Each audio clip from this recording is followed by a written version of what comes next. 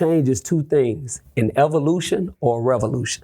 This is a journey. Let me take you on a journey. There will still be The journey. The journey. New sheriff in town, and his name is The journey. Journey. This thing is bigger than Nino Brown. This is The journey. The journey. What is it that moved you? The journey.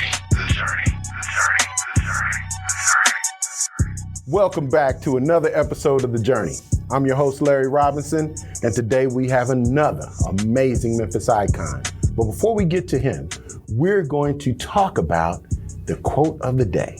The quote of the day is, defining myself as opposed to being defined by others is the most difficult challenge I've faced. That was by Carol Moseley Braun, famous politician. What does that mean to you? I'm not going to let anybody define me. I have the job of defining me because I know whose I am, so therefore I know what I can be, and that's anything I want to be. Now, let's get back to our icon. Today we have Jarvis Becton, straight out of South Memphis, Booker T. Washington graduate, instructor, barber instructor, but also a master barber and entrepreneur, father, husband, and just a phenomenal citizen for the city of Memphis. Without further ado, we have Brother Jarvis Becton. What's up, Jarvis? What's going on, Larry? Good seeing you again. Now, this is a friend of mine, so I'm so excited to have this brother here. In fact, he gave my son his first haircut. Many moons ago. Many moons ago. Oh, yeah. Okay, so listen, we're going to start at the beginning. South Memphis. Yeah. Tell me about, what do you remember about South Memphis and when you grew up? Well, I'm talking a lot. It was a lot. I'm talking friends, family. Truth be told, best time of my life. Really? Oh, my God. Why? Because we were so close. Okay. You know what I mean? All we had was us. Okay. Friends. When you start getting things, the separation started to create. Right. But it was friends, family, people that lived in the neighborhood, which especially adults, you respected them. Right. And they told you what to do. Right. And if you didn't do it, your mama they were going to tell your mom. Right. And I think my greatest fear was always, you can beat me unconscious, just don't tell my mama. Because if she find out, she going to kill me. She going to kill you. And that's just kind of what it was. And we learned we loved it. Before you go there, who had the biggest influence on you outside of the household? This gentleman named James Kelly. Okay. I was part of this group in my school called Campus Life. Okay. And when I say he was at that time probably the closest thing to a father figure or a male influence that I had ever had. Okay. I'm talking, he took a lot of us as high school students and stuff, and he taught and showed us work ethic. I'm talking from baling hay to washing cars to being committed to something. I'm talking hands down. He was one of the biggest inspirations, truly one of the biggest inspirations in my life. So where was Dad? Where was Dad during this time? I'm talking in the hood. There wasn't no dads around. Oh. Like, my mom had 5 kids, and truth be told, I can only remember maybe 1 or 2 guys really being around. And you got to know, they couldn't live in the projects with us on a fixed income. Right. So you never met your pops? I did, but I could count on one hand how many times I did meet him. Real talk. We never spent any real time together at all. Okay. None. Wow. Okay. What decision did you make as a young person that had lifelong impact, even though you didn't know it at the time? Having a kid in high school.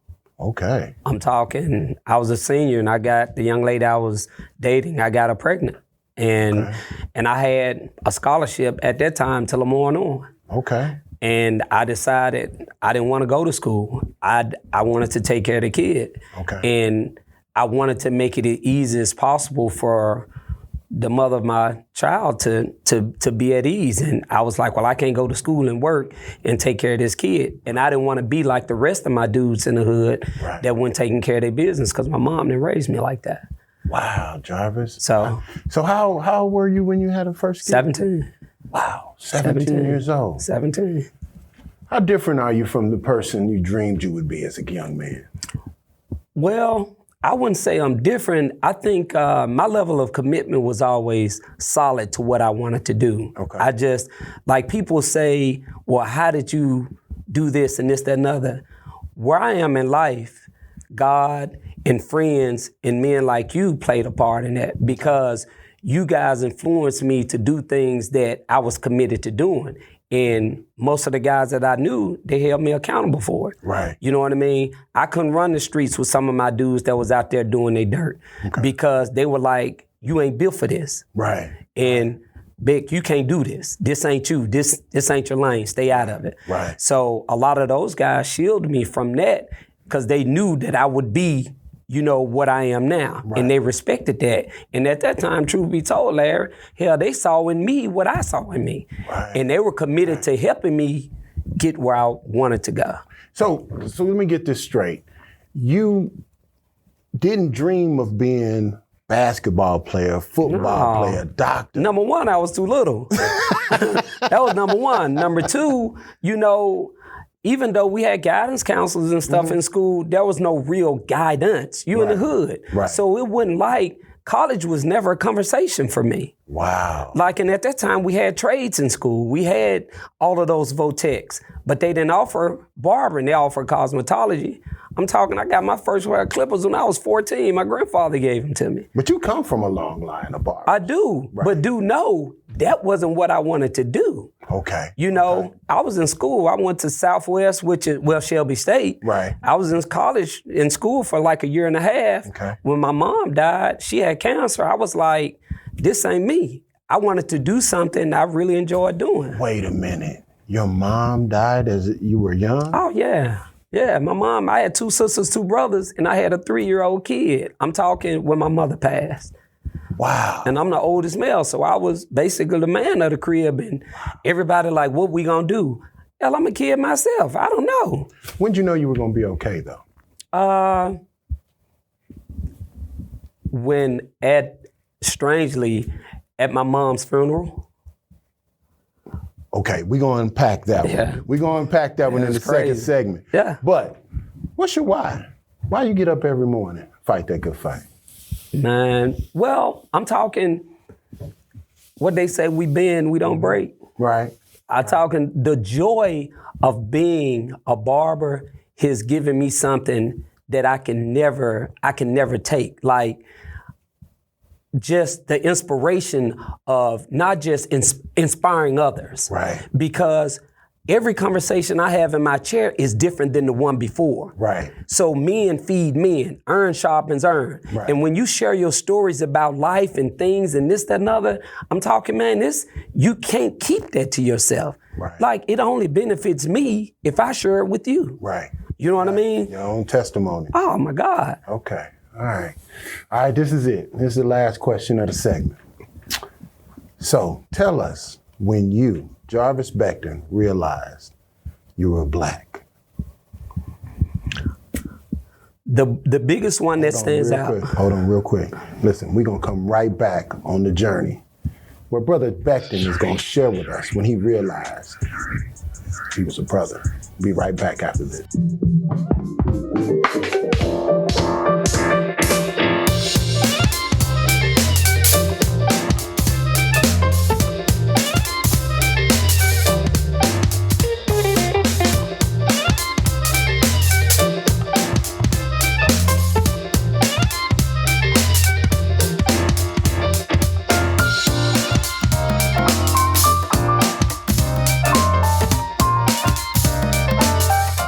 Welcome back to The Journey. I'm your host, Larry Robinson, and today we have master barber, entrepreneur, Brother Jarvis Becton in the seat with us today. Appreciate you having me, Larry. Man, I cannot be more honored to have you here. Pleasure's mine. So before we left, we were talking about when you realized you were black.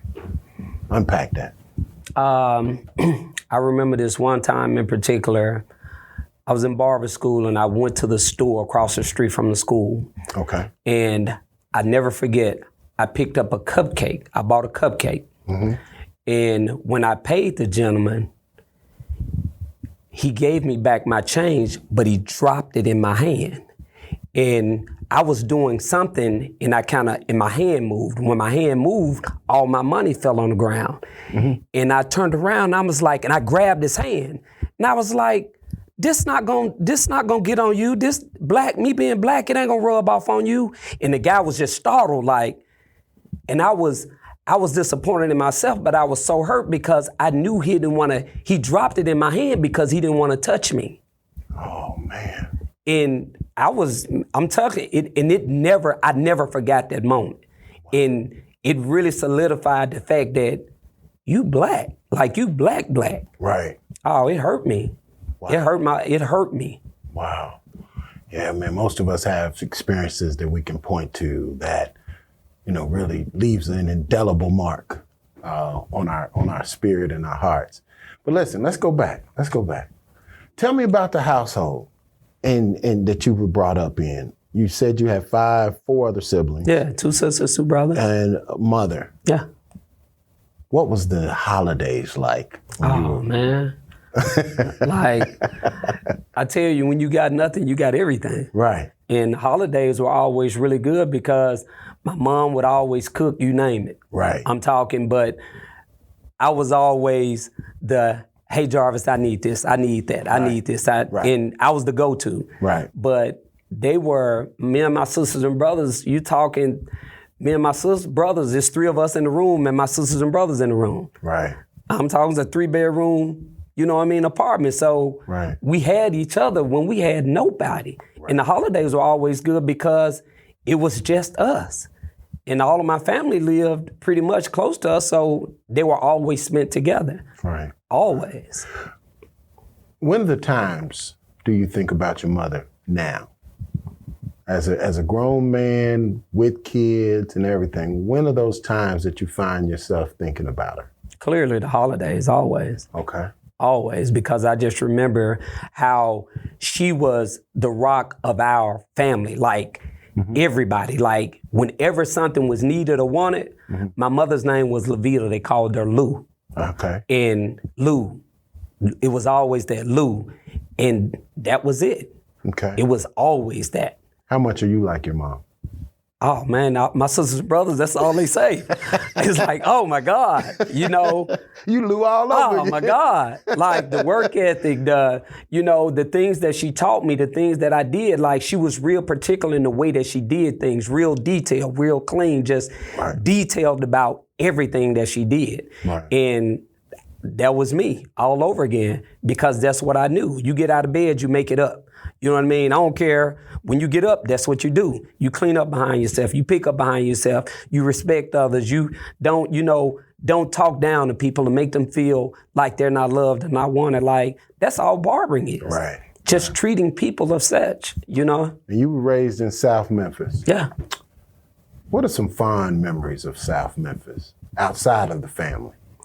I love school. Okay. I love school. Like really? When I tell you, oh my God, I was a B student. I love school.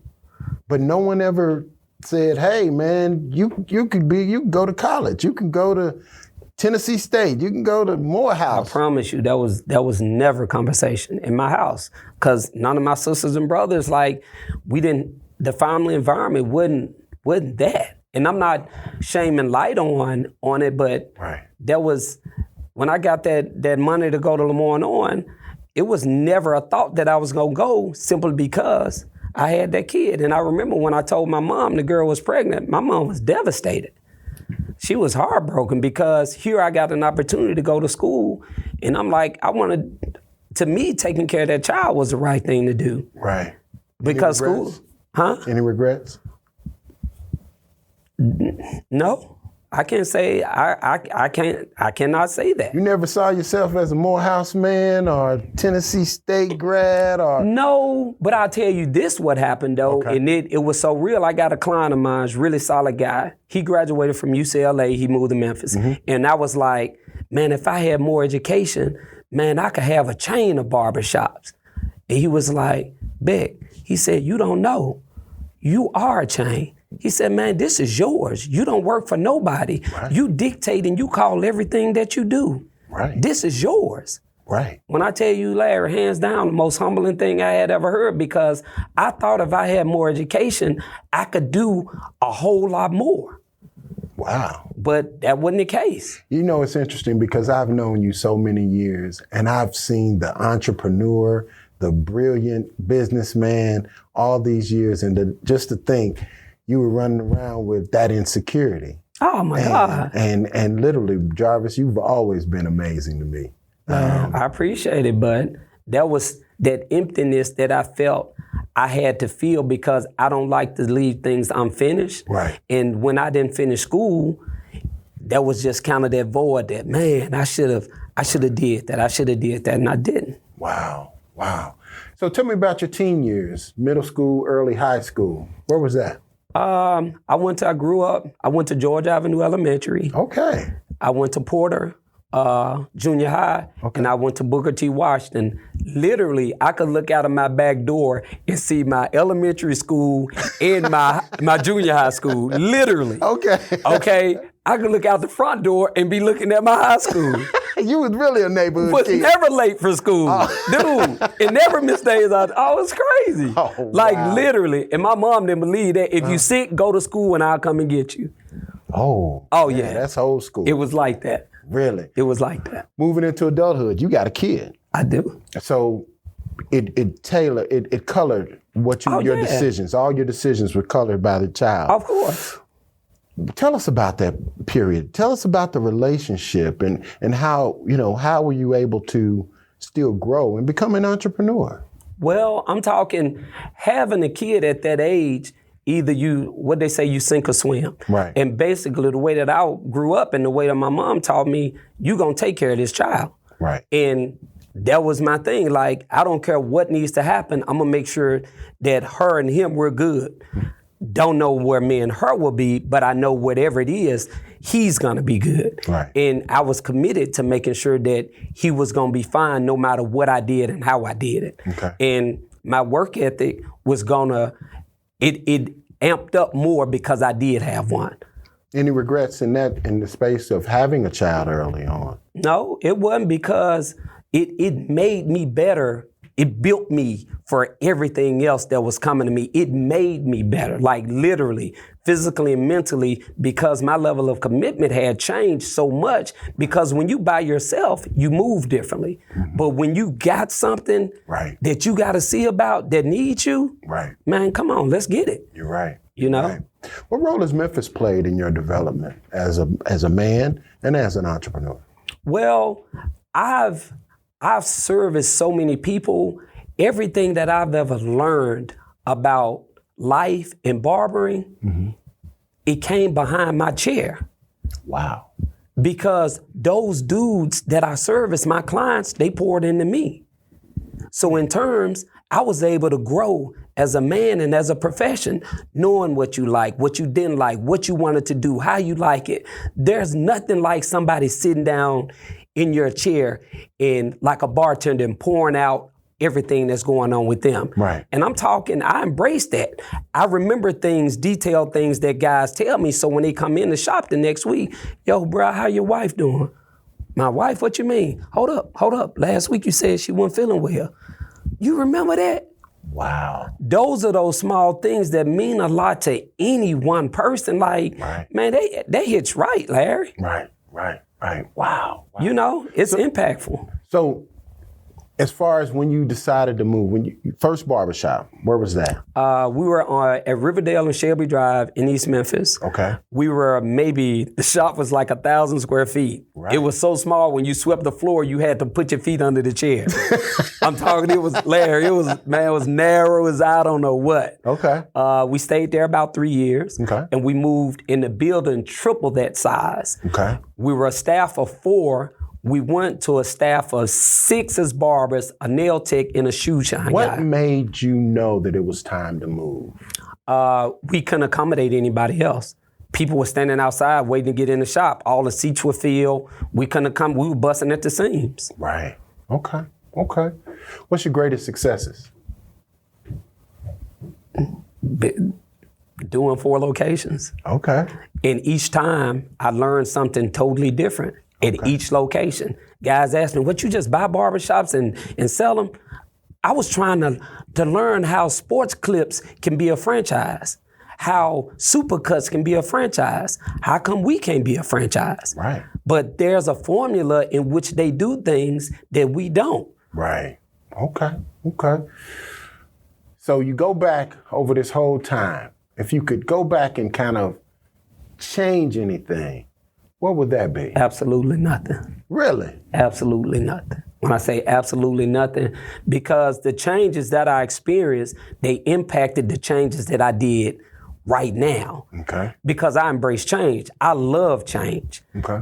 What they say, change is two things, an evolution or a revolution. Ooh, unpack that a little Now, bit. somebody shared that with me. I never Yeah. heard that before. Yeah, but I'm talking this real, Larry. I'm talking change is the only thing that's constant. Right. It's gonna happen. Right. And when I moved to Collierville, I'm talking, I was like, I had clients telling me they not coming. Right. I was like, well, that's what we gonna be. Guess what? They there now. Right. Yeah. Now, I remember on Riverdale, your clientele was not that diverse. Now, you shared with me prior to us recording that your relationship now, where your place now, has a very diverse clientele. It does. How important is that to you, that you have a diverse clientele? It's important to us because at the end of the day, all money is green. It doesn't matter. Right. And when the clientele is diverse in your business, that means you're being patronized by everybody, not one race of people. Right. Because you can't tell me you're going to give me $20 and it's different from the 20 somebody else gave me. Right. That's $20. Right. You know what I mean? So for me, it was important to be diverse. Okay. Because I knew that was the only way we could sustain where we are right now. Okay. That was the only way. Now, you've been married twice. I have. What was the difference? Well, I don't want to get into the differences, but what made you do it again? Because I wanted to be a better version of me. Okay. I wanted to be the Jarvis that I was raised to be, and I knew how to be because at 26 years old, I knew what I wanted in a girlfriend. I didn't know what I wanted in a wife. Okay.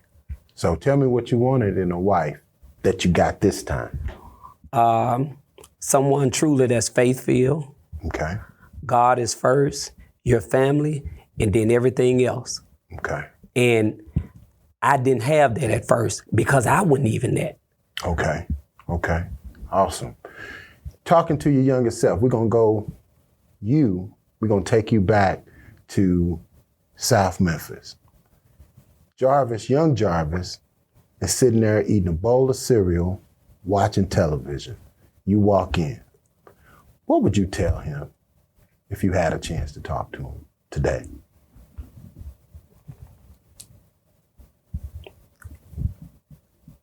In that light, treat everybody right. Okay. Even if you don't know them, treat them right. Be kind to people. Okay. Because people will pour into you things that you wouldn't imagine if you treat them right. You got people that'll treat you better that don't know you than the people that know you because they see what you do and they see how you do it by people. Right, right. Got a couple words that I'd like you to just give me how they make you feel and what comes to mind first. The first word is sacrifice. What does the word sacrifice mean to you? Giving when you can't. Okay, okay. Can you talk about a time that you had to sacrifice? Oh, yeah. I'm talking when my mom died. Okay. I had to put all of my dreams on hold for my sisters and brothers because I couldn't do the things that I wanted to do. You think, Larry, I was 21, 22. Right. I had never really lived. I had a kid at 17. Right. I lost my mom at 21, 22. I got 5 kids, 2 sisters, 2 brothers, and a son. I'm like, and my marriage to my first wife was terrible. Why? Because I didn't get a chance to live like I wanted to before all these commitments came. So I did some things to her that I would have done had I had those opportunities. I'm not using it as an excuse, right? Because it's not. Right. But my level of commitment was gonna be different second time around. What does legacy mean to you? Man, I can't even say, Larry. I really can't. Okay. Like, I want to be known as that dude that would give you anything that he had, that would pour into you all that he has to give. And I'm committed to that. Okay. So whether you remember me by me cutting your hair or the conversations that we share, that's what I wanted to give. Okay. I met two guys the other night at an event I went to. I hadn't seen them in years. Larry scared me to death because both of them said, bruh, you did a lot for me. I was like, huh? He said, you don't even remember the conversations that we would share. Wow. I was like, when I tell you that hit me hard, and it like, man, you don't know what that did to me, Larry. I was like, man, that is like, because you don't know how impactful you are to somebody. You never know. You never know. Yeah. Until those instances. Exactly. happen. So listen, this is the last thing I'm gonna ask you, but this is for everybody else. I want you to look in that camera, that one right there. And there's many young men, young boys that are listening or looking at this right now. Leave them with a Jarvisism, a Bectonism that they can take with them from this experience. Stay committed to the people that you know and the dreams that you have. Stay committed. And I can assure you, if you stay committed, everything that you know, believe, and love, they're paying out exactly how you want. Cool. Listen, this is The Journey on the KUDZUKIAN Network. I'm Larry Robinson, and we've had a great moment with my brother, Jarvis Becton. Listen, keep coming back. I promise you, you will experience the best that Memphis has to offer from its icons. Jarvis, thank you. Come back. Till the next time. Larry Robinson, The Journey on the KUDZUKIAN Network. Thank you to our partner, the Grand Boulé of Sigma Pi Phi Fraternity, Delta Chapter. To hear more incredible stories like this, be sure to download the KUDZUKIAN app from the App Store or Google Play, or check out the Journey Memphis podcast on all your major podcast providers. Also, check us out on the KUDZUKIAN Network.